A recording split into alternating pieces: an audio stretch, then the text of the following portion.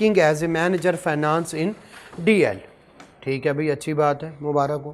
खैर public listed company है, ठीक है, उसके पास कुछ शेयर शो रहेंगे तो शायद वो किस में चले जाएं, अदरवाइज कोई ख़ास इतनी बड़ी बात नहीं है। फॉर मैनी ईयर, ठीक है, he received following monthly enrolments, कौन से वाले जो है DL ड्यूरिंग द ईयर जो है 30 जून 2021। डेट कीमती है, डेट ज़रूरी है, डेट बहुत सारी चीज़ों को जो है आपकी फिक्स करती है कि यस इससे आगे वाले जो हैं वो अगले साल में जाएंगे। ये 30 जून है तो जुलाई 2020 से स्टार्ट हुआ होगा, उससे पीछे वाले भी हो सकते हैं। और हर जगह पे ये जो फिगर आ रही होती है डेट की, आपने उसको हमेशा हाईलाइट करना और कंसीडर करना। बेसिक सैलरी चूँकि ऊपर क्या कह चुका है, मंथली, ठीक है, क्या कह चुका है ऊपर, मंथली की बात की है उसने, लिहाजा हम कहेंगे भाईजान ये आपने चूँकि मंथली की बात की है, लिहाजा ये जो है इसको हमने मल्टीप्लाइड बाई 12 करना, अनलेस अनटिल के वो जल्दी रिटायर ना हो जाए। अगर मैं क्वेश्चन बना रहा हूँ और मैं इसको डिफ़िकल्ट करना चाहूँ तो मैं या तो इसकी ज्वाइनिंग लेट करवाऊँगा या मैं उसको अर्ली रिटायर करवा दूंगा, ताकि हर चीज़ में मल्टीप्लाइड बाई 12 की बजाय मल्टीप्लाइड बाई 9, मल्टीप्लाइड बाई 11 आना। ठीक है, चले। मेडिकल अलाउंस, अगर तो मेडिकल फैसिलिटी नहीं दी गई, ठीक है, तो फिर ये up to 10% of basic salary exempt है। अगर मेडिकल फैसिलिटी दी गई है और as per terms of employment है तो फिर ये क्या है, मेडिकल फैसिलिटी एग्जेम्प्ट होगी, ये पूरे का पूरा टैक्सेबल हो जाएगा। ठीक है, लें जी, अगर मेडिकल फैसिलिटी है but as per terms of employment नहीं है तो ये 10% तक एग्जेम्प्ट होगा और वो फुल्ली की फुल्ली टैक्सेबल होगी। शाबाश। हाउस रेंट अलाउंस कभी भी हमने इसको माफ़ नहीं किया, मल्टीप्लाइड बाई 12 करें अनलेस अनटिल के कोई और इन्फॉर्मेशन ना दी गई हो। हाउस रेंट अलाउंस हमेशा क्या होता है, टैक्सेबल होता है। चंद एक अलाउंस जैसे कि मेडिकल अलाउंस है, रीलोकेशन अलाउंस इसमें भी आएगा, वो एग्जेम्प्ट होता है। MNA MPAs को कोई उनके किट आर्मी वालों को किट के अलाउंस मिलता है, उनकी यूनिफॉर्म वगैरह का, वो एग्जेम्प्ट होता है। और MNA MPA को मीटिंग अटेंड करने का कोई अलाउंस मिलता है, वो एग्जेम्प्ट है। Travelling allowance, daily allowance usually किसके लिए होता है, वो एम्प्लॉयर के लिए होता है। रीलोकेशन भी यूजुअली एम्प्लॉयर के लिए करते हैं, एम्प्लॉयर करता है यार दूर से आता है इधर करीब ही कहीं आ जा, तो वो ये सारी चीज़, ये सारे अलाउंस क्या हैं, एग्जेम्प्ट हैं। दोबारा से, आर्मी वालों का kit allowance, MNA MPA member of national assembly, member of जो है प्रोविंशियल असम्बली, उनको मिलता है जो है ये, क्योंकि वो कौम की खिदमत कर रहे होते हैं, रूल्स वगैरह बना रहे होते हैं, कानून बना रहे होते हैं हमारे लिए, तो उनको जो मीटिंग अटेंड करने का जो मिलता है जो इशाया समझनी अलाउंस, वो एग्जेम्प्ट है। नंबर 3 जो मेडिकल अलाउंस है वो up to 10% of basic salary exempt है। रीलोकेशन अलाउंस एग्जेम्प्ट है, और जो है मेडिकल अलाउंस के साथ फिर आपने मेडिकल फैसिलिटी को भी देखना होता है। और जो है आखिरी कौन से वाला, ट्रैवलिंग अलाउंस और daily allowance, TA and DA, travelling allowance और डेली अलाउंस अगर वो बता ना दे तो ये किसके लिए होता है, एम्प्लॉयर के लिए होता है। तो ये क्या होते हैं, ये वो अलाउंस हैं जो एग्जेम्प्ट हैं, बाकी सारे अलाउंस क्या हैं, टैक्सेबल है। ठीक है, खैर एक दफ़ा मैं सारे पास पेपर देखूंगा और उसमें इस तरह की कोई चीज़ें जो एक्सेप्शंस होंगी जैसे रीलोकेशन अलाउंस, उसकी वजह से ये मैं क्वेश्चन करवा रहा हूँ, वो क्या है, वो टैक्सेबल है। खैर चलते हैं आगे, चलते हैं। In addition to the above, दोबारा से हम इनकम टैक्स की तरफ आने की कोशिश कर रहे हैं क्योंकि हमने सेल्स टैक्स के बहुत सारे क्वेश्चन किए, तो हम इनकम टैक्स की तरफ दोबारा आने की कोशिश कर रहे हैं। ठीक है, और दरमियान में हमको 10-1 मिनट बचा के किसकी जानबूझ के छोटा क्वेश्चन चुना है ताकि एक तो हम स्टार्ट कर लें इनकम टैक्स, अभी भी हमारे पास 4 दिन है, हम कम से कम 4 न्यूमेरिकल करें। ठीक है, एक आध बड़ा सेल्स टैक्स का एक और कर लें और बाकी सारे हम किसके करें, सैलरी के करें, एक बिजनेस का या AOP का जो है हमने और करना है, बस इससे ज़्यादा नहीं। ठीक है, क्योंकि देखिए सबकी प्रैक्टिस नहीं करवाई जा सकती, अगर आपको एक आ गया है तो बाकी 70% आ जाने चाहिए। 70% मैं कम से कम ये कहता हूं, बेस यानी आगे होती है। फिर क्या होती है, एक या दो चीजें होती हैं जो कि क्या होती हैं, डिफरेंट होती। आप उनको लिख लें, मेरे साथ डिस्कस करें। सारे करवाए नहीं जा सकते, हाँ उनके दरमियान जो छोटी छोटी हैं, हाँ उनकी कोई आखिर पे मैं कोशिश कर रहा हूँ, टाइम नहीं मिल रहा। बिल्कुल ये वाला होता है 30 जून के बाद रिटर्न फाइल होती है। ऑडिट आपने नहीं पढ़ा, 30 जून के बाद ही ऑडिट होते हैं। और फिर यूके यूएसए वो भी तकरीबन इसी टाइम पे अपनी जो है काम करा रहे होते हैं। तो इसी टाइम पे सिर्फ आप नहीं बल्कि ऑडिट वालों की भी क्लास, रिवीजन क्लास, ठीक है। अच्छा ये सारी चीज़ें। और फिर दूसरा तो मैं एक्सक्यूज़ नहीं है, नहीं होना चाहिए। इसी वजह आपकी क्लास बाकी ने रिवीजन शुरू की, मैंने कहा मैं भी हाजिर, कोई मसला नहीं। तो कहने से मुराद ये है, तो यस टाइम थोड़ा बहुत, ये जो एक्स्ट्रा टाइम हम आपको, फिर क्वेश्चन भी आ रहे होते हैं, इस टाइम पे बच्चे भी आ रहे होते हैं अपने प्रॉब्लम लेके सारे इकट्ठे, उनको भी टाइम देना पड़ता है। तो थोड़ा सा वो थोड़ी सी ये एक बन रही है कि मैं आपके लिए ना सारे, वरना मेरा क्या था, सारे क्वेश्चन पढ़ के उनमें से छोटे छोटे पॉइंट के, फलां क्वेश्चन में ये पॉइंट, फलां क्वेश्चन में पॉइंट, वो मैंने कहीं पे लिखे हैं, मुझे मिल नहीं रहे। हार्ड ड्राइव मेरी एक्सटर्नल हार्ड ड्राइव चोरी हुई थी, उनमें ये सारे पॉइंट बने हुए थे। तो एक दफ़ा फिर से टाइम लगा के इंशाल्लाह फिर चंद एक होंगे जो है, इनमें बाकी सारे सेम हैं, ये चंद एक पॉइंट 10 12 15 पॉइंट हैं, ये कर लें, या हो सकता है एंड पे हम उनको क्या कर लें, डिस्कस कर लें, या कम से कम बता दूं फलां क्वेश्चन में ये प्रॉब्लम है, फलां क्वेश्चन में ये प्रॉब्लम, बस इतना बता दूं, बाकी आप खुद करें। लेकिन यस हमने 3-4 न्यूमेरिकल मजीद करने हैं। चले आ जाए। कंपनी मेंटेन्ड कार, हमने पहले भी एक दफ़ा ये किया था। Company maintained car for both official and personal use 5%, ठीक है, ओके।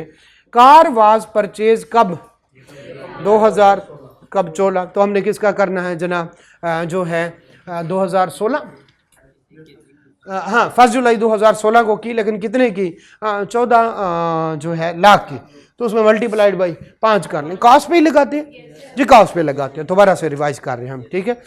तो एक तो 5% हो गया। एज पर पॉलिसी, ये दूसरी बात अब शुरू होने वाला है, एक क्वेश्चन हम इसका पहले भी कर चुके हैं।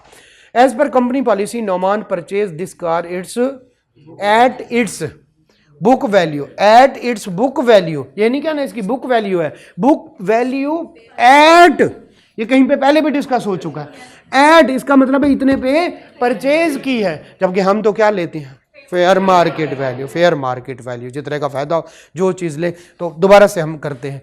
अगर एम्प्लॉय को कोई चीज़ दे दी तो उसकी फेयर मार्केट वैल्यू लेस जितनी उसने पेमेंट की। अब जरा आते हैं, अगर वो चीज़ रहे एम्प्लॉयर की, एक तो ये उसको दे दी और वो कार हो 5% और 10%, दे दी और वो घर है 45%, चीज दे दी, ना घर है ना कार है, जो इंप्लायर को डेप्रिसिएशन पड़ रही है, दोबारा से, कार और घर अगर इंप्लायर के रहें तो इनके असूल हमें पता है, 5%, 10%, 45% ऑफ बेसिक सैलरी, या इससे भी आगे की पहले एक चीज़ है, कौन से वाले, मिनिमम, समझ रहे हैं, ठीक है, ओके, ठीक है। कहीं कहीं पे 30% भी आता है, ठीक है, 30% भी आता है, लेकिन जब तक बता ना दे हमने ये वाली बात नहीं कर, साइड पे कर दिया। अब चीज इंप्लायर की रहे और इंप्लाई यूज करे, कार और घर के अलावा, चीज सबके बारे में बातें हो, कार घर सारा कुछ, चीज इंप्लाई की हो जाए, ले तुम्हें दे दिया, तो फेयर मार्केट। फर्क समझे, चीज इंप्लायर की रहे, ठीक है, जो इसका हम थोड़ा सा डायग्राम बना लेते हैं, ठीक है, आइएगा जरा, कुछ भी तो हम यूं कर लेते हैं इसको, हाँ थोड़ा सा ना, ताकि हम सारे पॉइंट एक दफा डिस्कस करें। छोटा क्वेश्चन चुना है, लेकिन इससे जो भी पॉइंट, नंबर 1, ठीक है, जो है ownership transfer,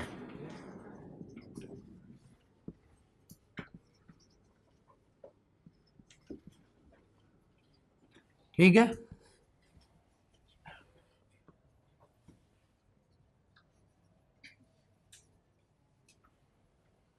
substance over form भी देखना, अजीब सी बातें कर,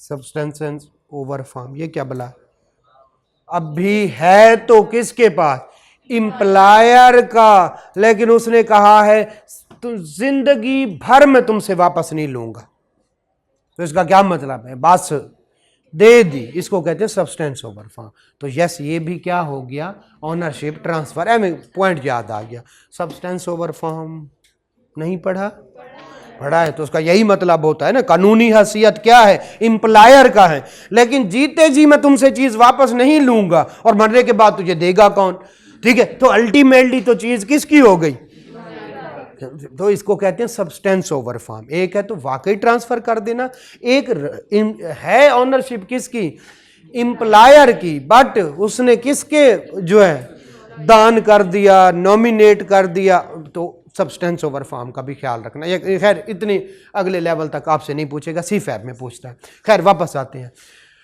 ऑनरशिप किसकी है, दूसरी लफ्जों में ऑनरशिप किसकी है, वो ऑनरशिप है इंप्लायर की,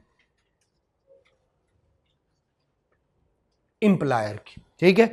ओनरशिप इंप्लायर की भी हो सकती है, इंप्लायर रेंट पे लेके भी आपको दे सकता है, जैसे गाड़ी लीज पे, उसकी भी ओनरशिप नहीं है, कार सॉरी घर, ठीक है, ठीक है।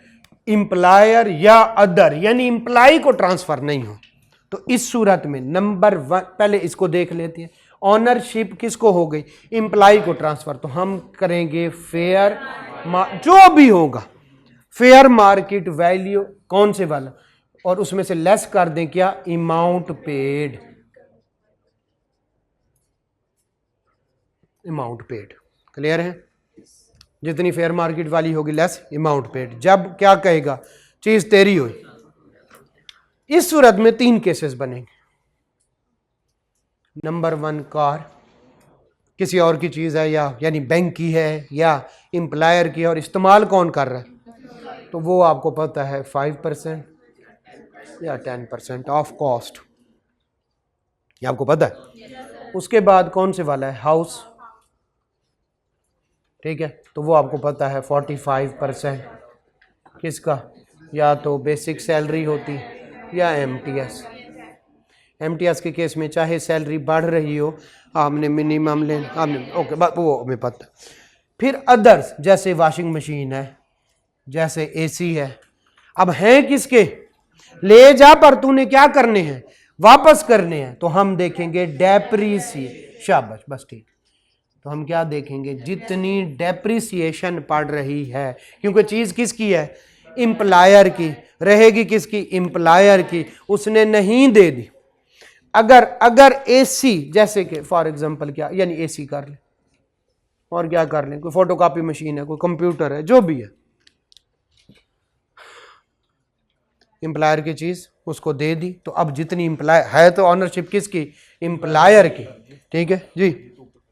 इसको कभी कहते हैं चल नहीं रहा, कभी कहते हैं इसको ऊपर कर, इसको ऊपर करना है, उसको ऊपर करना।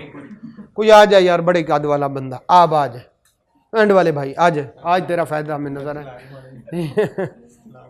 करंट ना लगा लेना, नहीं नहीं, इसको हाथ पहुंच, नहीं नहीं, इसको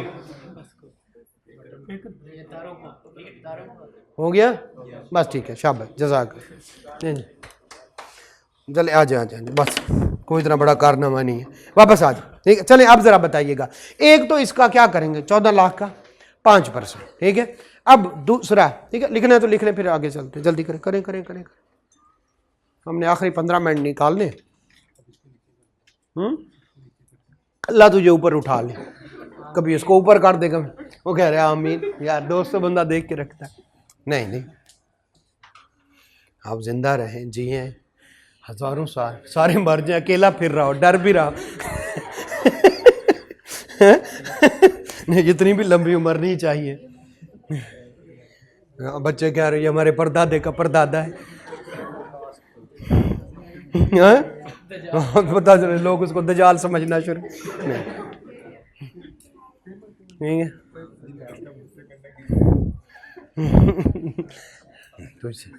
आई टेक माई वर्ड्स बैक। चले खैर स्टार्ट करते हैं, वापस दोबारा से आते हैं, चले चले बकवास नहीं कर, चले आज ले जी, आ जाए, ठीक है, हो गया। Fair market value of the car on the date of sale, तो उसने 4,50,000 उसकी बुक वैल्यू थी, 4,50,000 उसकी book value on the completion of 5 year, 5 साल पूरे हुए, गाड़ी तुम्हारी हुई, लेकिन कितने पे? अच्छा मुख्तलिफ है ये, मतलब मेरे ख्याल है मैं एक कंपनी में था, ठीक है, तो उनका था कि 3 साल बाद वो क्या कर लेते हैं, गाड़ी दे देते हैं। एक और कंपनी में था, उन्होंने कहा था गाड़ी हम दे देते हैं, आधे पैसे हम देंगे आधे आप। एम्प्लाई कहता था मेरे पास तो आधे नहीं है, वो कहते नहीं आप किस्तों में देते रहना। तो उसी टाइम पे पेमेंट कौन कर देती थी? कंपनी कर देती थी। और फिर वो यानी 20 लाख की गाड़ी है तो 10 लाख वो 5 सालों में 3 सालों में अदा कर देता था। जैसे किस्तें ख़त्म होती थी, गाड़ी मुख्तलिफ होते हैं, ठीक जी। हाँ यूँ हाँ वो होता है कुछ। और इवन अच्छे जो हैं एम्प्लॉयर, ठीक है, वो 2-3 साल बाद ऊपर वाले लेवल को, और जो छोटे लेवल वाले होते हैं उनको गाड़ी भी ज़रा छोटी मिलती है, और क्या होती है 5 साल, ठीक है। मैं कंपनी में था, ठीक है, तो वहाँ पे तकरीबन 2 साल और 9वें महीने में मेरी उनसे लड़ाई हो गई। Fair market value of this का, तो मुझे, ठीक है, अम्मी कह रही थी इस साल तो तुम्हें कार मिलनी थी, मैं कि वह बेकार हो गई। कार छोड़ी और नौकरी छोड़ी और घर, ठीक है। Fair market value of this car on the date जो है सेल टू नोमान वाज, ठीक है। वैसे भी 3 साल में उसकी क्या अहमियत रहनी है, 3 साल एक गाड़ी चला ली, ऐसा ही है ना, तो फिर उसकी खास अहमियत, अंगूर खट्टे करा रहा हूँ। लेकिन जी, तो 10 लाख उसकी क्या है फेयर मार्केट वैल्यू। उसने कितने में खरीदी? तो अब 2 होंगे कार के ऑप्शन। नंबर 1 14 लाख लें, उसका क्या लें, और 10 लाख माइनस 4,50,000 बाकी क्या हो जाएगा, ठीक है, उसकी सैलरी में ऐड कर दिया जाएगा। वो वाला कंसेप्ट जब ऑनरशिप क्या हो गई, transfer, fair market value minus amount paid. चल आगे चलते हैं। प्रोविडेंट फंड कंट्रीब्यूशन 18,000 रुपये पर मंथ मल्टीप्लाइड में क्या हो जाएगा 12। वो खुद कर रहा है, इसका तो कोई इम्पैक्ट नहीं क्योंकि ये सैलरी का हिस्सा होता है। एन इक्वल अमाउंट, यहां से बात निकलती है, an equal amount was also contributed by Noman to fund, ठीक है, जो है कंट्रीब्यूटेड बाय, नहीं sorry, provident fund contribution employer कर रहा है to recognize an equal amount was also contributed by Noman. तो हम नोमान को कर रहे हैं, तो इसका मतलब है ये फिर इंप्लायर दे रहा है। ऊपर पढ़ते हैं addition, employer provided him the following benefit. Yes, पहले वाली बात किसकी है, इंप्लायर की, वो हमने इग्नोर नहीं करनी। दूसरी जो नोमान वाली है उसको इग्नोर कर देना। 18,000 मल्टीप्लाइड बाई क्या आ जाएगा, ये exempt up to lower of 1/10 of basic salary, या और कौन सा 1,50,000। शाबाश, इनमें से जो लोअर हुआ वो क्या हो जाएगा, एग्जाम। अगली बात सुने, अगली बात में वो कहता है इंटरेस्ट इनकम कितनी है 5 लाख, हम लिख देंगे। फिर क्या हो जाएगा, at the rate of 18% of accumulated balance of the fund was credited to Noman account. तो यस, इसी साल होगा चूंकि रिकॉग्नाइज है ना। अगर ये अनरिकॉग्नाइज होता तो अभी कुछ ना करते, जो होता अकोमुलेटेड बैलेंस पे उसको सारा टैक्सेबल होता है। और वो कौन सी वाले, एम्प्लॉयर कंट्रीब्यूशन और टैक्स, सॉरी इंटरेस्ट, वो होता है। और एम्प्लॉय कंट्रीब्यूशन को तो वैसे ही कुछ नहीं करते। यस, इस सूरत में अब क्या करें, हम लिखेंगे 5,40,000, फिर exempt up to higher 1/3 of salary और अमाउंट क्रेडिटेड एट 16%। तो ये कितने पे है 18%, ठीक है। इसको 18 से डिवाइड मल्टीप्लाइड बाय 16, वो वाले, हाँ ठीक है, बेहतर है, ओके है। ऑन 1 जुलाई 2020 मैं समझाया था, सैलरी मैंने कुछ चंद क्वेश्चन करवाए थे तो आपका बुरा हाल होगा, लेकिन नहीं, बेहतर है, अच्छा है, माशाल्लाह। अच्छा, he was paid education allowance कितने का 3 लाख।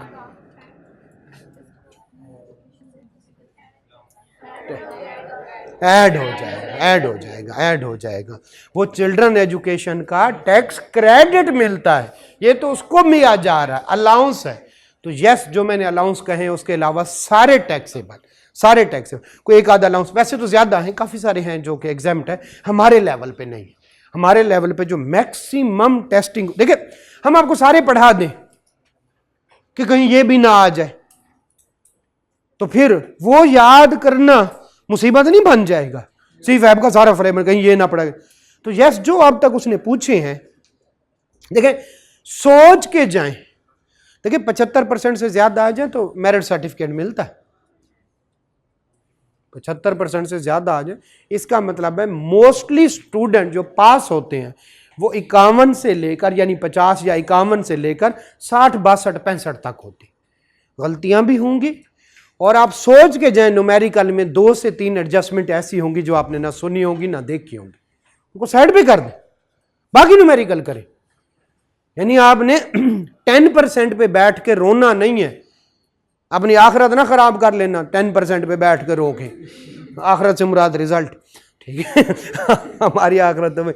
तो भाई आप सोच के जाएं कि ये नहीं आता तो मुझे अगले आते होंगे, कोई तो अगला भी नहीं आता होगा खैर ठीक है। तो आप अभी हमारी एक बहुत अच्छी स्टूडेंट जो है हमसे मुझसे ऑर्डर पड़ी है, बिल आके उसमें लेट हो गई किसी वजह से, पता नहीं रिक्शे वाले को पता नहीं रास्ते का सही नहीं पता या जो भी था, लेट हो गए। अब वहाँ पे पहुँचे, वो पता चला बाहर लिस्टें लगी होती हैं, पता नहीं क्योंकि आपका कौन से वाले हॉल किसी और हाल में चली गई, ठीक है। तो आपने हाल बेहाल कर लिया, ठीक है। वो ढूंढते ढूंढते 10-15 मिनट पहले लेट थी, 10-15 मिनट, बट स्टिल आराम से पास हो सकती जितनी हो जाए। वो परेशान इतनी हुई कि वो जो है वो दोबारा से फिर पहला क्वेश्चन किया, क्योंकि बाकियों को 15 मिनट मिलते हैं पढ़ने के लिए, आपको भी मिलेंगे 15 मिनट मिलेंगे रीडिंग टाइम, वो भी गुजर चुका था और आगे भी, तो उसने बगैर पढ़े पहला क्वेश्चन स्टार्ट कर दिया और वो बाकी पेपर हलवा था, सबसे मुश्किल क्वेश्चन वही था, ऑलमोस्ट अनडूएबल था। अब ज़ाहिर है उसको करते करते अब जो सारी चीज़ें इकट्ठी हुई तो फिर पेपर नहीं हुआ और पेपर उसका फेल हो गया।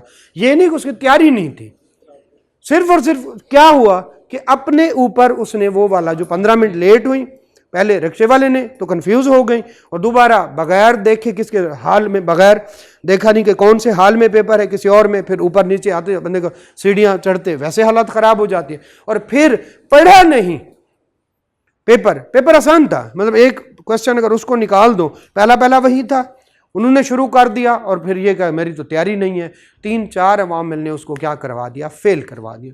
तो आपने जितना हो सके क्या रहना है पुरसकून कि यस मैंने 50% से ज़्यादा लेने हैं। अगर कोई नहीं आ रहा, मैं खुदा न खासा लेट हो गया हूँ, मुझे सीट नहीं मिल रही, तो कोई मसला नहीं, ज़्यादा से ज़्यादा 3 घंटे तो नहीं गुजर गए ना, 1.5 घंटा भी मुझे मिल गया, 2 घंटे भी मिल गए ना, तो मैंने इंशाल्लाह पासिंग मार्क्स निकाल लेने।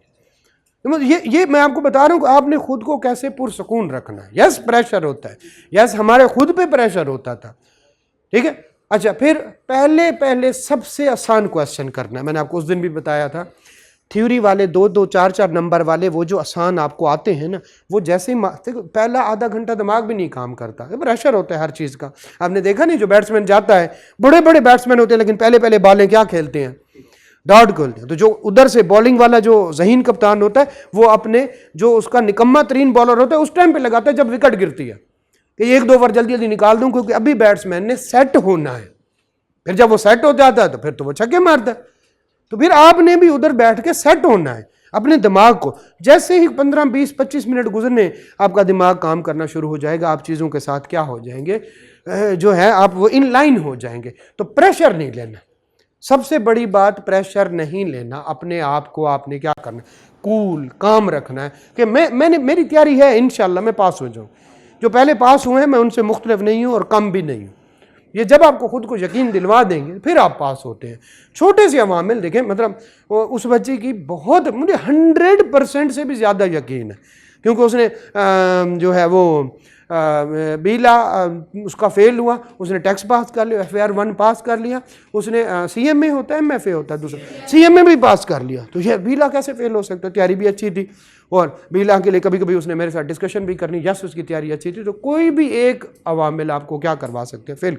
तो आपने खुद को प्रेशराइज नहीं करना। वापस आते लें जी, 2 जुलाई तो ये क्या कर देंगे हम, ऐड कर 2 जुलाई 2020 tax year 2021 he was paid, कौन से वाला, रिलोकेशन। ये एग्जाम्प्ट होता है, ये एग्जाम्प्ट होता है, मैं आपको पहले बताया है। ये एम्प्लॉयर बाज़ दफ़ा आपको देता है, यार कहीं करीब आ जा, ठीक है, तो इसमें फ़ायदा होता है। जिस तरह से एक और अलाउंस एग्जाम्प्ट होता है, आपको घर से जो एयरपोर्ट वाले होते हैं, ऐसे एग्जाम्पल दे रहा हूँ कभी शायद आ जाए, जो एयरपोर्ट होते हैं ना बने हुए, पायलट को और बाकी स्टाफ को जो एयर होस्टेस होती हैं उनको पैसे देते हैं कि आप ना यानी पैसे देते हैं कि आप आया करो, किराया देते हैं कि आप किधर तक आया करो, एयरपोर्ट तक टाइम पे पहुंच जाया करो, या उसको बाज़ दफ़ा पिक एंड ड्रॉप की फैसिलिटी देते हैं, वो उनकी सैलरी में ऐड नहीं होती। वजह क्या है?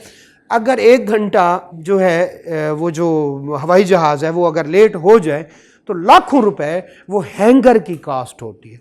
बेसिकली ये नहीं कि जहाज़ लटके होते हैं यूं कपड़े की तरह, जहाँ पे जाके खड़े होते हैं उस जगह को हैंगर कहते हैं, उसकी बड़ी कॉस्ट होती है। तो इतना अक्सर हम कहते हैं कि इतना उसको उड़ते हुए खर्चा नहीं आता हवाई जहाज़ को, जितना उसको खड़ा रहे खर्चा आता है, बहुत ज़्यादा चार्ज करते हैं। तो फिर ये एम्प्लॉयर की सेटिस्फेक्शन है कि लोग किस पे पहुंचे, टाइम पे पहुंचे, लिहाजा वो भी उनकी सैलरी में ऐड नहीं करते। अगर किसी को घर से उठाया और एयरपोर्ट छोड़ा, हालांकि पिक एंड ड्रॉप फैसिलिटी दे रहा है, बाज़ दफ़ा गाड़ी दी होती है, ठीक है, तो वो उनकी सैलरी में ऐड नहीं करते, क्योंकि ये ज़्यादा, अगर वो 15 मिनट भी लेट हो गया पायलट, और 15 मिनट भी वो जो है वो अच्छा रनवे पे और ज़्यादा पैसे होते हैं, रनवे पे त्यारा खड़ा हुआ है तो बाकी लेट हो रहे हैं ना, जो है त्यारा तो ना कहें, हवाई जहाज़ कहें, तो वो खड़ा हुआ है तो बाकी लेट हो रहे हैं, तो इतने ज़्यादा चार्जेस होते हैं। तो एम्प्लॉयर कहेगा तो सोया इधर कर, मैं तुझे कमरा बनवा देता हूँ हवाई जहाज़ के अंदर, तेरी वजह से तेरी वजह से। तो ये कुछ है, खैर it is one of them. कौन से वाला? Relocation allowance. हाँ ठीक है, ओके है, आगे चलते हैं। HR कमेटी, ज़रा ध्यान से, HR कमेटी, अच्छा ये आया कब है? 2021 में, मतलब कुछ 2-4 अटेम्प्ट पहले, तो मतलब रिसेंट में से है। और लेवल देखिएगा ज़रा, तो बाज़ दफ़ा निस्बतन आसान क्वेश्चन भी आता है। HR कमेटी अप्रूव्ड कौन से वाला? आप performance bonus for the year ended कौन से वाला? 30 जून 2021। यूजुअली ये जब साल ख़त्म हो जाता है ना, उसके बाद अगले महीने मिलता है। यूजुअली पूरे साल की परफॉर्मेंस देते हैं, अप्रेजल होते हैं, जो है इस दौरान आपकी जो परफॉर्मेंस होती है, आप टाइम पे आते हैं, टाइम पे छोड़ते हैं, जब यहाँ पे बैठे होते हैं उनके पास लॉग होता है। आप कभी भी जो है आप सिस्टम पे बैठे हैं, यूट्यूब देख रहे हैं, तो उनको भी पता चल रहा होता है कि आज सारा दिन इसने बंदे ने क्या किया। तो एक पूरा डिपार्टमेंट होता है जो अच्छी कंपनीज होती हैं उनमें होता है, वो आपकी परफॉर्मेंस को ओवरऑल देखते हैं, इसका एटीट्यूड कैसा है, इसने छुट्टियां कितनी की, कभी जल्दी चला गया, कभी लेट आया, बहाना बना रहा है, ठीक है, क्यों? क्योंकि आप उनकी गाड़ी पे हैं और कहते हैं जरा मैं हॉस्पिटल आया था, ठीक है, उनको लोकेशन से पता चल जाती है, तो पार्क में फिर रहा है, ठीक है। तो मतलब जो है अब हर बंदे को हर दफ़ा बेवकूफ़ नहीं बना सकते, तो आपकी वो परफॉर्मेंस देखते हैं, उस हिसाब पे आपको बोनस भी मिलता है, उस हिसाब से आपका इंक्रीमेंट भी लगता है। किसी का 50% लगता है, किसी का 5% भी लगता है इंक्रीमेंट, ठीक है। तो ये आपने साथ आप खुद कर रहे होते हैं। खैर वापस चलते हैं और दोबारा से पढ़ते हैं। कमेटी ने अप्रूव की performance bonus for the year ended कौन से वाला? 30 जून 2021, ओके, इसी साल फॉर ऑल एम्प्लॉइज। नोमान जो है रिसीव कितने? 4 लाख एज परफॉर्मेंस बोनस 5 जुलाई 2021। सैलरी होती है रिसीट बेसिस पे। कब रिसीट हुआ? 2022 में। हम तो 21 की बात कर रहे हैं, लिहाजा ये सिर्फ लिख के लकीर लगा दे रिलेटिंग टू जो है टैक्स ईयर 2022, ठीक है। आगे चलते हैं। On 1 April 2021, okay, Noman obtained कौन से वाला? लोन कितना? 5 million at the rate of लिया, लोन लिया from DL to purchase a new house for his own use. Loan लिया 6%। First installment of the loan was paid कब? 30 जो है जून 2021 को। ही इंकर्ड लीगल एक्सपेंसेस, नहीं पहले तो यहाँ पे आ जाए ना, यहाँ तक रुक जाए। लोन लिया कितने का? 6% पे बेंचमार्क, तो हम करेंगे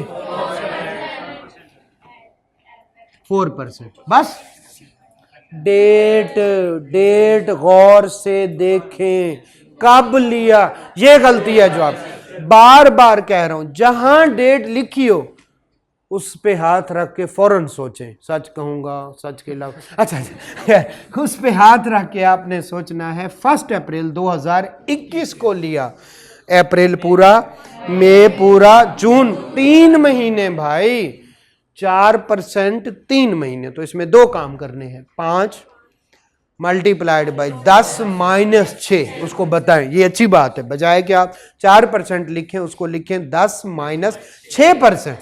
फिर करें कितना, मल्टीप्लाइड बाई 3, ये है पूरे साल का, ये 4%, ये 10% कितना होता है पूरे साल का, तो आपने क्या करना है 3 डिवाइडेड बाई 12, ये फिर आपका ठीक हो जाएगा। क्लियर है? तो जैसे अब अगली बात पढ़ते हैं। ही इंकर्ड, उसने कोई एक्सपेंस किए, legal expense of ₹20 for obtaining the loan, ये सैलरी में से लेस हो जाएंगे भी। सैलरी में कोई डिडक्शन अलाउड नहीं है, शाबाश। तो हम लिखेंगे कौन से वाले, लीगल एक्सपेंस, और आगे लिखे no deduction allowed against salary income, शाबाश। तो हम 2-3 अच्छे कंसेप्ट हमें इससे मिले। अदर इंफॉर्मेशन पढ़ते हैं, ठीक है। एक रिलोकेशन अलाउंस का, एक ज़रा हमने ये अपना रिवाइज कर लिया कि हमने डेट को भूल गए थे, हम सिर्फ 4% लगा के आगे जाने लगे। और एक और हमारा कंसेप्ट रिवाइज हो गया कि कोई भी एक्सपेंस अलाउड नहीं, ठीक है। अच्छा, रिक्वायरमेंट भी हमने नहीं पढ़ी, उसने हमसे टैक्स नहीं मांगा। क्या कह रहा है, कंप्यूट टोटल इनकम और टैक्सेबल, तो ज़कात वगैरह होगी तो वो डिडक्ट हो जाएगी, तो टोटल इनकम में से क्या कोई FTR इनकम होगी। खैर देख लेते हैं, यहाँ पे अगले 1-2 पैराग्राफ में बहुत सारी बातें हैं, ज़रा आते हैं। Other information relevant to tax year 2021, हम कहते हैं okay. During the year Numan received an interest income of कितनी, 5,10,000, okay, on his investment in defence saving certificate, clear है, शाबाश। इनकम फ्रॉम अदर, और 5 मिलियन से कम है। दोबारा, Numan received profit on debt, कहीं पे इन्वेस्टमेंट की हुई थी वहां से प्रॉफिट आ रहा है, शाबाश। ये देखें टेक्निकल पॉइंट, टेक्निकल। और दूसरा 5 मिलियन से, अच्छा जिससे भी कर रहा है डिफेंस सेविंग सर्टिफिकेट, प्रेस्क्राइब्ड, पता नहीं कोई नाम था, पता नहीं, बैंक प्रेस्क्राइब्ड पर्सन था, प्रेस्क्राइब्ड पर्सन, बैंक और गवर्नमेंट और डिफेंस सेविंग, तो यस 3 पॉइंट इकट्ठे हो गए। नंबर 1 ये इंटरेस्ट इनकम, इस पे गौर देन करें ना, interest income profit on debt है, प्रॉफिट ऑन डेट है। नंबर 2 किससे आ रहा है, प्रेस्क्राइब्ड पर्सन, बैंक भी होते हैं ये, समझ। नंबर 3 5 मिलियन से ज्यादा है या कम, कम है, 5 मिलियन से कम, FTR भूल गए, अच्छा चलो ठीक है। अगली बात सुन, नुमान was, sorry, the amount was net of withholding, तो हमें 100% नहीं मिला। ये जो 5,10,000 है, ये बेसिकली पता नहीं 6 लाख कुछ हजार है आपकी इनकम पे। The amount was net of with holding income tax at the rate of 15%, तो हमने किया था, मैंने तो आपको इससे अगली बात भी बताई थी, ज़कात भी काट के बताए, तो हम कहेंगे 5,10,000 is equal to, divide by क्यों करें, हम अपना वो कंसेप्ट ना रखें, x माइनस 0.15x। अगर वो अमाउंट जो भी मिलनी थी, ओ भाई उसको 5,10,000 मिले, 5,10,000 इनकम है उसकी, ये तो रिसीव हुए कितने % काट के, अगर वो, ये हमने कहीं पे किया था डिविडेंड के केस में, ज़कात भी थी, ज़कात भी वो अगर माइनस अगर वो होती, वो वाली ज़कात भी अमाउंट हम लिख लेते। तो यस x माइनस 0.5 है, तो इसमें से कॉमन ले ले तो क्या बच जाएगा, x1 माइनस 0.15, तो क्या आ जाएगा 0.85x और 5,10,000 और x is equal to 5,10,000 divided by 0. आपने ताज़ी मैथ पढ़ी है, मैंने नहीं पढ़ी, लिहाजा मैं तो पूरा करूंगा। 6,10,000, अच्छा 6 लाख, क्लियर है। तो ये हाँ 6 लाख, ये income from other sources, income from other sources में कितना जाएगा, 6 लाख रुपया। अब बताएं FTR, तो एक आ जाएगी इनकम फ्रॉम सैलरी और एक आ गई income profit on debt. Profit on debt वाली income from other sources FTR profit on debt, और एक दफ़ा ऐड करेंगे 6 लाख, एक दफ़ा लेस कर लेंगे ताकि हम कोई रेट वाली टैक्सेबल इनकम तक पहुंच सके। क्लियर है? और उसके बाद ये बताएं जब एंड पे इस पे टैक्स निकालेंगे तो कितना, 6 लाख का 15%, और वो अगर निकालना होता, यहाँ पे नहीं करना। एक दफ़ा हम कहते थे इतना टैक्स बनता है और एंड पे फिर क्या कहेंगे, ये टैक्स क्या हो चुका है, ऑलरेडी पेड हो चुका है। तो 3 स्टेप बल्कि 4, एक दफ़ा इनकम में ऐड करेंगे, एक दफ़ा इनकम में से लेस कर, नीचे जाके इस पे कहेंगे इतना टैक्स बनता है, जो बाकी नॉर्मल टैक्स होगा वो तो होगा, हमने क्वेश्चन किया था नॉर्मल टैक्स होगा, साथ में ये वाला टैक्स भी ऐड करके टोटल पेबल दिखाएंगे। फिर कहेंगे चूंकि इस पे तो टैक्स कट चुका है तो वो लेस करके बैलेंस पेबल दिखा देंगे। ये 4 स्टेप हैं FTR के, 4 स्टेप, 2 इनकम पे 2 टैक्स में। इनकम में ऐड करें फिर लेस कर लें ताकि टैक्सेबल इनकम आए, नॉर्मल टैक्सेबल। और फिर कौन से वाला टैक्स में एक दफ़ा टैक्स निकालें, टोटल टैक्स पेबल में ऐड करें और आखिर पे फिर क्या कर, लेस कर लें, भाई ये टैक्स कट चुका है। हमने 3-4 दफ़ा ये क्वेश्चन किया हो। क्लियर है? यस, अच्छा पॉइंट था। आगे चलते हैं। ज़कात कौन से वाली, 2 लाख वाज पेड अंडर ज़कात, ना भी कहता तो हमने यही मानना था, ज़कात उसकी क्या हो, ये ज़कात एंड उशर ऑर्डिनेंस। ठीक है? तो यस, ये टोटल इनकम में से क्या कर देंगे, लेस कर देंगे। चलें आगे चलते हैं। On 1 October 2020 Noman received advance rent कितना, 12 लाख फॉर 12 मंथ। अगर तो कुछ नहीं कहता तो 12 लाख क्या है, इनकम फ्रॉम प्रॉपर्टी है। अगर कुछ कह देता है इसके बारे में कि जनाब फलान दिन शुरू हुआ, तो हम 12 को उतने महीने पे लेके जाएंगे। अच्छा क्वेश्चन है, ज़रा देखिएगा, जो है renting office premises. Okay, this amount include कौन से वाले, 4 लाख। जो चीज़ भूल गए, मैंने भी उसको छोड़ दिया और आपने भी उसके बारे में जहमत तक नहीं की, हालांकि अभी हम इससे धोखा खा के आए थे। 3 महीने वाला, ये बताएं कब शुरू हुआ, ये कितने का है, 12 महीने का। ये कब, जुलाई नहीं है, अगस्त नहीं है, सितंबर, 9 महीने। तो भाई 12 लाख में से, अच्छा 12 लाख में शामिल है, दिस अमाउंट इंक्लूड 4 लाख किसके लिए, यूटिलिटीज, क्लीनिंग। तो 10 में से, ठीक है, उधर चले गए, और जो बाकी बचे वो सारे के सारे रेंट में ऐड कर दे। तो फिर किस में चली जानी चाहिए, तो फिर पहले 12 में से 4 निकाल लें, बाकी कितने बच गए, 8 लाख सारे के सारे ऐड कर दे, 9/12। अब ये बताएं ये 4 किधर जाएगा, सारे का सारा या 9/12, ये भी 9/12। ठीक है, हाँ यस, ये टेक्निकल पॉइंट था, अच्छा पॉइंट था। ठीक है, तो ये भी कौन से वाला, 9/12। ठीक है, तो इसमें से ये दिस अमाउंट इंक्लूड, इसका मतलब निकाल लें, बाकी बचेगा 8 लाख। 8 लाख को 9/12 और इस 4 को 9/12, फिर जो इसका, चलो ये 8 का 9/12, सारे के सारे इनकम फ्रॉम प्रॉपर्टी में कुछ भी ना कहे तो 1/5 तो हमने करना ही करना, लेकिन इसके बारे में कुछ बातें कर रहा है, जरा पढ़ते हैं। ठीक है, बहुत मुश्किल है या गौर से पढ़ने वाली, गौर से पढ़ने वाली है, एक एक बात गौर से पढ़ने वाली है, हर बात में अकल वालों के लिए निशानियां हैं। आ जाए चलें, कोई है इस पे डिसएग्रीमेंट, चलें आ जाए। Noman incurred following expenditure in relation to premises. Okay, repair and maintenance नहीं मिलेगा, 1/5 मिलेगा। तो हम 8 लाख का 9/12 और उसका क्या आ जाएगा, 1/5 आ जाए, 1/5। फिर कौन से वाला, इंश्योरेंस प्रीमियम अलाउड है, इनकम फ्रॉम अदर सोर्सेज के against, income from property, income from property, ये उसका उस प्रॉपर्टी से रिलेटेड है, उस प्रॉपर्टी से रिलेटेड। फिर कौन से वाला, एडमिनिस्ट्रेशन, एक्चुअल 4% ऑफ द, वो जो भी होगा उसका, यूटिलिटी, क्लीनिंग और सिक्योरिटी वाली एक्सपेंस। यस, ये 4 लाख को 9/12 पे लाएं और उसमें से क्या निकाल दें, 2.5 लाख रुपया निकाल दें। क्लियर है?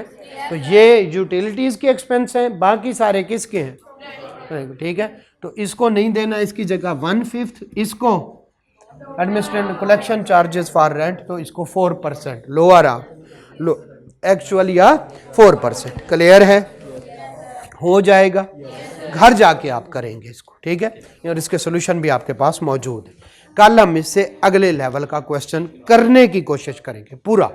इसमें चूंकि टैक्स नहीं निकालना था, इसमें चूंकि टैक्स, असल प्रॉब्लम तो वहां से शुरू होता है ना, जब टैक्स पेएबल आ जाए तो उसके बाद कौन से वाले, हमारा जो मसला है वो टैक्स क्रेडिट का है। अभी भी हमारा टैक्स क्रेडिट का प्रॉब्लम है, टैक्स क्रेडिट का और एक कैरी फॉरवर्ड ऑफ लॉसेस का, इन दोनों की हमने, बल्कि एक किया था कैरी फॉरवर्ड, हमने एक किया था जिसमें हमारी इनकम जो है वो एडजस्ट होती थी, कुछ एडजस्ट होती थी। हमने क्वेश्चन अगले दिन में किया है, बिजनेस इनकम फराख दिल थी, बाकी उसके साथ एडजस्ट होती थी, लेकिन एक था कौन से वाला, स्पेकुलेशन, उसकी इनकम किसी के साथ एडजस्ट नहीं होती थी। ये हमने कर लिया कैरी फॉरवर्ड किसी हद तक, वो अच्छा क्वेश्चन था, वो किया है मेरे ख्याल में, रिसेंटली हमने किया है, ठीक है, वो अच्छा क्वेश्चन था, ठीक है। खैर ढूंढ के एक दो अच्छे क्वेश्चन हम करेंगे। आज के क्वेश्चन में काफ़ी सारी हमें हुई है, हम जल्दी से चलते हैं चैप्टर नंबर 11 पे, और उसमें एग्जम्पशन नाम की कोई चीज़ है जो हमने नहीं पढ़ी हुई। काफ़ी सारे स्टूडेंट ने मुझे कहा सर पढ़ा तो रहे हैं, बजाय कि हम 2 क्वेश्चन करें, हम ये एग्जम्पशन वीडियो पे नहीं करना चाहते, हम वैसे पढ़ना चाहते हैं। मैंने कहा आ जाए चले वैसे पढ़ा देते, मेरे कौन से पैसे लगे। आज एग्जम्पशन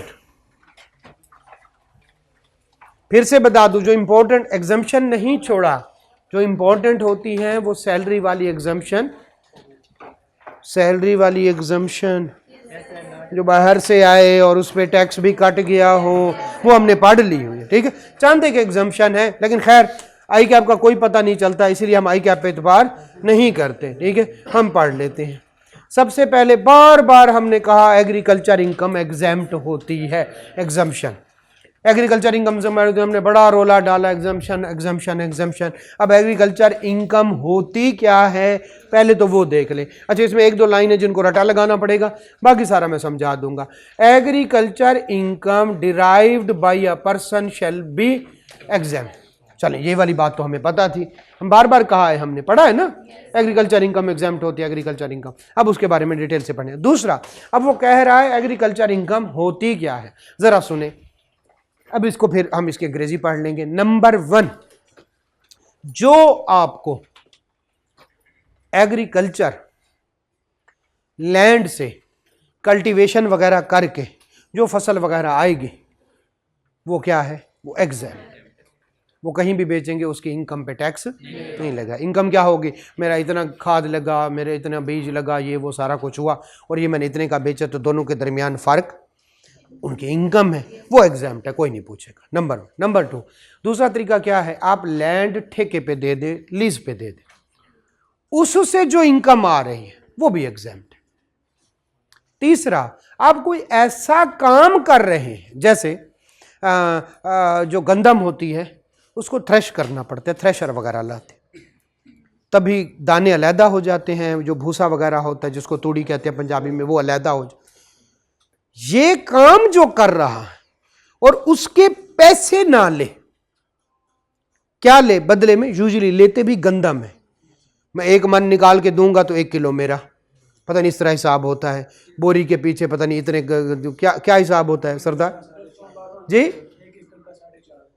1 एकड़ का 4.5 मन, यानी प्रोड्यूस ले रहा है, पैसे नहीं ले रहा, प्रोडक्ट ले रहा है।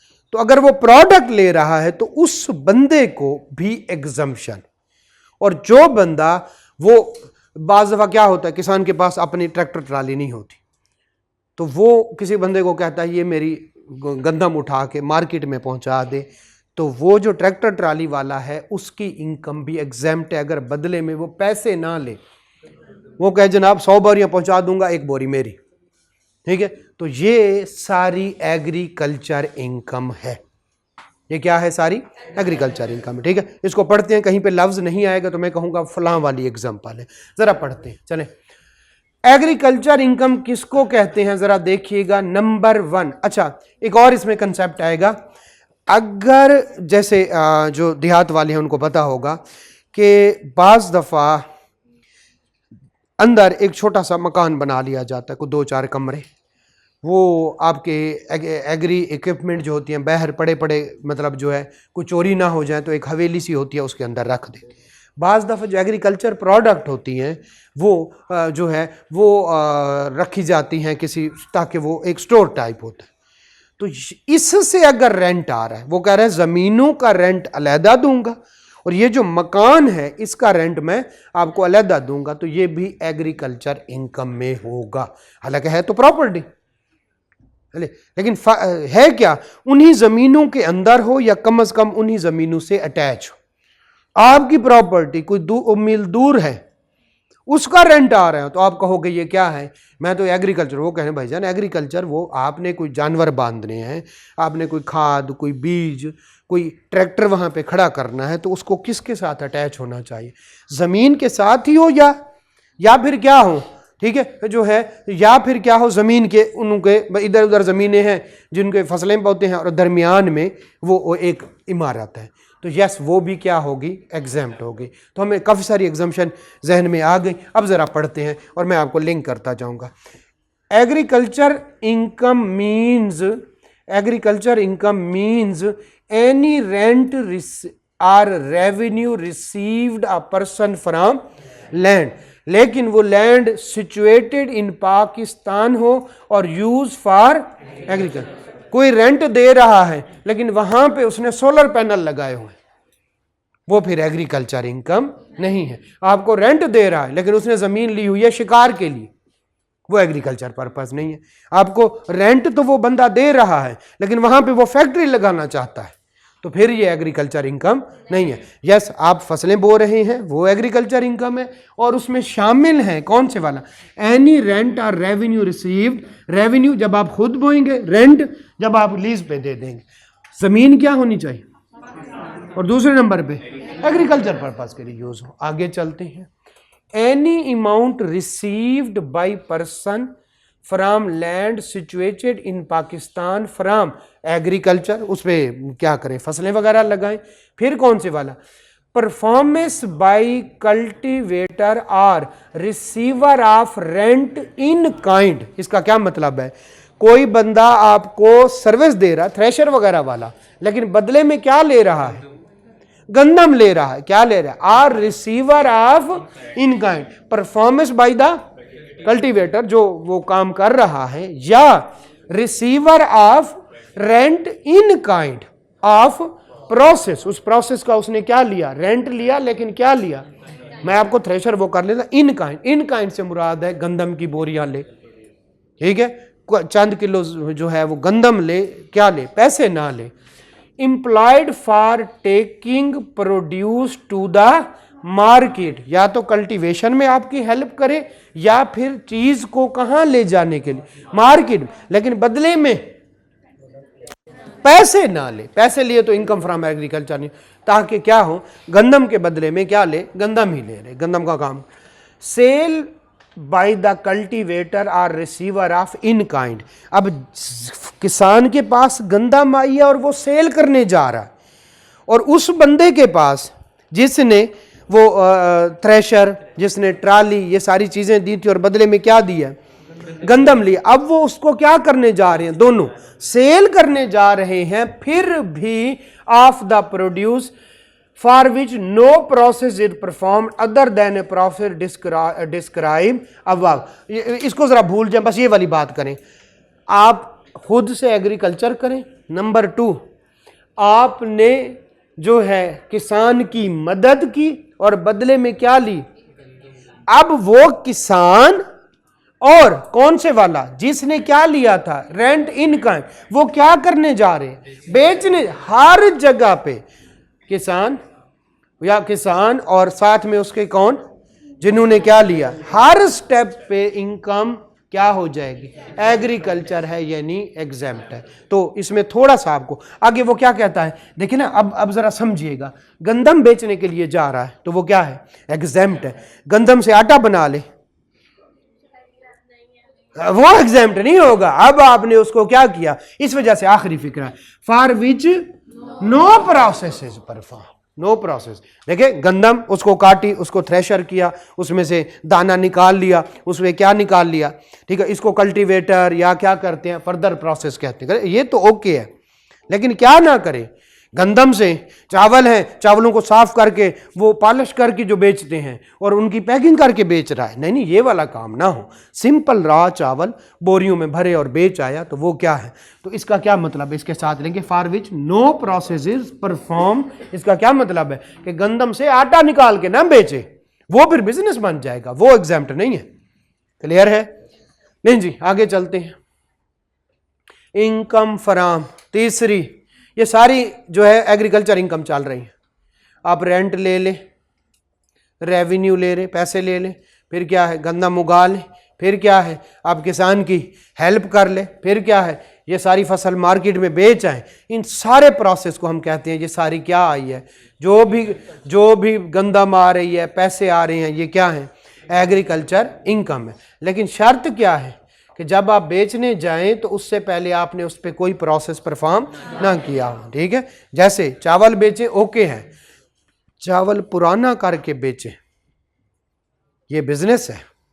पुराना चावल जो है वो ज्यादा पैसे देता है, समझ रहे हैं, तो आपने उसको खास प्रोसेस है। चावल पॉलिश करके बेचे, चमकदार चावल होता है, बकायदा उनकी पॉलिश होती है, ठीक। चावल को जो है वो किसी खास ब्रांड के थ्रू पैक करके बेचे, ये भी एक बिजनेस है, ये भी एक बिजनेस है। लेकिन चावल को सिंपल बोरियों में भरे और बेचा, ये है, कोई प्रोसेस परफॉर्म ना करे। चले खैर, किसी हद तक हमें समझ जी। अब वो नीचे लिखा हुआ है, अगर बंदे की मिल साथ है ना, ये कह रहे हैं कि साथ में उसने चावल की मिल लगाई हुई है, वो नीचे प्रोसेस लिखा हुआ है, वो उसको पढ़ ले, ठीक है। मिल लगाने दें उसको, तब तक पहुंच जाएंगे। लें जी, सी पॉइंट, ये सी यहां पे आना चाहिए था, पता नहीं आगे क्यों चला गया। See, income from the building is agriculture income if, आपने वो जमीन तो किराए पे दी, उससे आने वाला रेंट क्या है, एग्रीकल्चर इनकम। जमीन का किराया अलग से आ रहा है, फिर भी वो क्या है, एग्रीकल्चर। शर्त क्या है, बिल्डिंग इज ओन्ड और ऑक्युपाइड बाय द कल्टीवेटर और receiver of rent in kind. जो भी काम कर रहा है, ठेके, पहला है खुद और अगला है ठेकेदार। Building is located in immediate, कौन से वाली, ऑफ लैंड, लैंड के साथ मिलती जुलती है, यूज फॉर एग्रीकल्चर पर्पज। वो बिल्डिंग किसके लिए इस्तेमाल हो रही, एग्रीकल्चर है, जाहिर है एग्रीकल्चर के लिए इस्तेमाल हो, तो या तो अंदर होगी या उसके बिल्कुल साथ होगी, जमीनों के साथ अटैच हो। तीसरा, building is used as a dwelling house, मजदूर वहां पे रहते हैं, किसान खुद रहता है। बाज़ दफ़ा देखा होता है किसान, दूर दराज ज़मीनें होती हैं तो वो अपने बीवी बच्चों को लेके जो है फसल के दिनों में वहीं पे चला जाता है, वहाँ पे रहता है, रोज़ आना जाना उसके लिए मुसीबत बन जाता है, ठीक है। डिवेलिंग हाउस, आ स्टोर हाउस, वहाँ पे क्या रखता है, जितनी भी प्रोडक्ट होती है वहाँ पे रखता है। और अदर आउट बिल्डिंग जो है, यानी वो बिल्डिंग के वाले काम बाई कल्टीवेटर। और दूसरा रिसीवर ऑफ रेंट, रेंट का क्या कहें, जो है रिसीवर ऑफ रेंट। अब कल्टीवेटर है तो खुद कास्ट कर रहा है, रिसीवर ऑफ रेंट है तो क्या कर रहा है, ठेके पे ले रहा है। और ऊपर रिसीवर ऑफ रेंट का क्या कहना है, जो किसान की हेल्प कर रहा है। दोनों में नाम एक जैसा है लेकिन कंसेप्ट। और इसमें क्या कहना है, कल्टीवेटर जो खुद वो कर रहा है, और रिसीवर ऑफ रेंट जो ठेके, जो है ठेके अब ले रहे हैं, रिसीवर ऑफ रेंट देने वाला। ऊपर क्या कहना है, रिसीवर ऑफ रेंट का क्या कहना है, जो बंदा ट्रैक्टर ट्राली से किसान की हेल्प कर रहा है। और नीचे कौन है, नीचे किसान है जो क्या ले रहा है, रेंट ले रहा है, किसके अगेंस्ट, बिल्डिंग के अगेंस्ट। दोनों सूरतों में कल्टीवेटर और रिसीवर ऑफ रेंट दोनों जगह पे जो है चेंज हो जाता है। या दूसरा मैंने कहा, आप रेंट रट्टा लगा लीजिएगा। In kind due to his connection with, कौन से वाला, due to his connection with जो है एग्रीकल्चर लैंड, ठीक है। और जो ड्यू टू हिज कनेक्शन, अच्छा चलो ठीक है, जो है एग्रीकल्चर लैंड के साथ जो है बिल्डिंग का एक कनेक्शन है। और उसके साथ क्या है, building is used for dwelling house. आगे अगर ना भी याद हो तो कम से कम इतने तक याद कर लें कि ये बिल्डिंग जो है वो क्या हो, या तो डिवेलिंग हाउस के तौर पर हो, या स्टोर हाउस के पास, या कुछ दूसरी जो है दूसरे कामों के लिए यूज हो। यस, हमें किसी हद तक कंसेप्ट आ गया, कोई बहुत ज़्यादा रट्टा नहीं लगाना, लेकिन कम से कम इतना पता चला जाए कि एग्रीकल्चर इनकम एग्जेम्प्ट है, नंबर 1। नंबर 2, रेंट आ रहा है, वो है, आप खुद कल्टीवेटर है, एग्रीकल्चर का काम कर रहे हैं, यस। आपके साथ कोई हेल्प, आप खुद कल्टीवेटर हैं या आपसे कोई क्या कर रहा है, काम कर रहा है, ट्रैक्टर है, ट्राली है, थ्रेशर है, वो इसी तरह के बहुत सारे, रोटिवेटर होता है, पता नहीं क्या क्या चीज़ें आगे बहुत सारी, लेवलर होता है, वो कोई भी किराए पे दे के आपसे बदले में क्या ले रहा है, जो है क्या ले रहा है, इन काइंड ले रहा है, तो इन सब की इनकम क्या है, एग्जेम्प्ट है। यस, आगे फिर चलते हैं, वो कहते हैं अगर बिल्डिंग से इनकम आ रही है तो वो भी क्या है, एग्जाम्प्ट। शर्तें क्या है, बिल्डिंग ज़मीनों के अंदर या उनके साथ क्या होनी, एडजस्टेड होनी चाहिए, किसके पर्पज़ के लिए यूज़ हो, स्टोर वगैरह के लिए यूज़ हो। और पहला पॉइंट कौन से वाला था, जो है या तो उस ठेकेदार की मल्की, सॉरी उसमें हो ऑक्यूपेशन, जो आपको किस पे दे रहा है किराए, उसकी मल्की, सॉरी उसमें हो ऑक्यूपेशन में हो या ऑक्यूपाइड हो। और दूसरा कौन से वाला, या फिर वो जो रेंट ले रहा है उसमें से, या किसान रेंट ले, इसको मुख्तसर करते हैं, किसान अगर खुद कर रहा है तो उसकी जो है अंडर होनी चाहिए, एक उसकी मलकियत हो और दूसरा वही इस्तेमाल कर रहा, नंबर 1। और अगर किसान क्या कर रहा है, उन्हें ठेके पे दी हुई है तो ठेकेदार की जो है वो कब्जे में या यूज में होनी चाहिए, पहले पॉइंट का मतलब है। ठीक है, आगे थोड़ा सा कंफ्यूजन है लेकिन जानबूझ के मैंने उसको किया है, उसके लिए कोई और कंसेप्ट ना पढ़ाना पड़ जाए। तो यस, हमें एग्रीकल्चर इनकम का पता चल गया। आखिरी जो है हम इसको ये वाला हम कल पढ़ेंगे, एक छोटा सा कंसेप्ट है, कौन से वाला, डिप्लोमेट वाला। ठीक है, चलें खैर इधर से शुरू करेंगे। ठीक है, ओके टाइम हो, ठीक है, भागे भागे जान छोड़।